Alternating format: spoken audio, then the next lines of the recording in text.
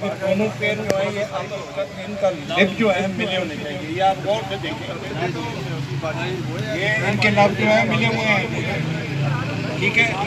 ये बराबर रगड़ाई करके किए हुए हैं, ठीक है।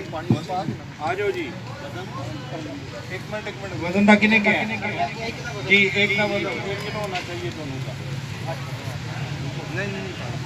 ठीक है।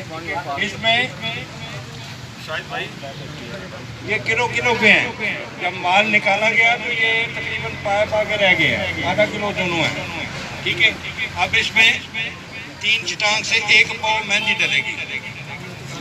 मेहंदी डालने के लिए वो मेहंदी पड़ी आप डालें जी, डालिए।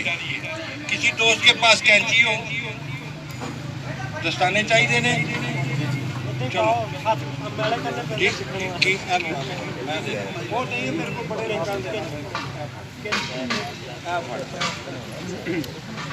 भाई थोड़ा पीछे हो जाए, बैठ जाओ यार, मेहंदी डाल दी गई है इसमें। ये 2 दोस्त बना रहे हैं वीडियो, बाकी दोस्त जी मिल जाएगी सबको। इधर आ जाए, इधर आप आगे वीडियो बनाए, जो दोस्त जिनकी है वो हाँ, ये 2 दोस्त हैं ये इस सेशन के। किसी दोस्त के पास कैंची है, ये देखिए कुर्सी आ गई आप लोगों की, आप ये कुर्सी ले कैंची क्या नाम है इनका, मेरे पास लिखा होगा।